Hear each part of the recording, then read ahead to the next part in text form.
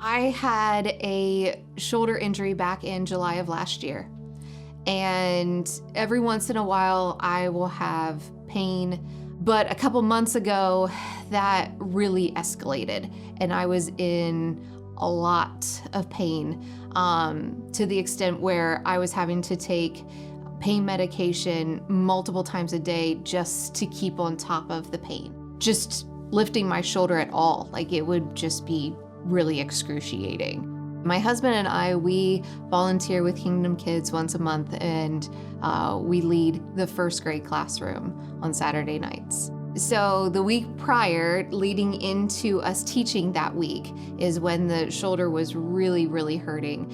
And so we went into the classroom, and at the beginning, we always have the kids sit on the floor, and we circle up and we hand out the prayer request forms, and the children are able to write down their prayer requests, and we encourage them to pray over each other's prayer requests. Afterwards, my husband randomly says, "Is there anyone else that would like prayer?" And I immediately heard God say, "You need to ask for prayer for your shoulder." And I blurted out the words, "Ben, I think I need prayer for my shoulder."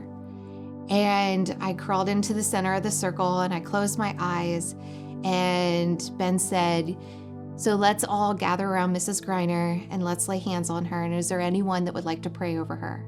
And I heard two small voices pray over me that night. And I remember the tears just filling my eyes. And afterwards, nothing miraculous happened. My shoulder was still in pain. Went throughout the night, woke up the next morning, went downstairs. I was in the kitchen, and my husband says, "Brandie, how's your shoulder?" Oh my goodness, the pain's gone. The pain was gone. And I heard the words, "Your faith has made you well."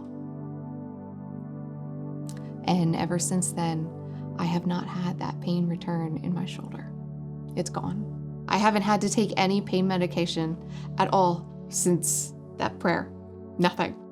I grew up in the church, and it wasn't until I came here to ECC that I ever heard it talked about there not being a junior Holy Spirit. And I remember thinking, well, yeah, that's true. I am so thankful to go to a church that is the case, and that we are teaching these kids at such a young age that they have the same power within them as we do as adults. Jesus is their friend. He is someone that they can talk to.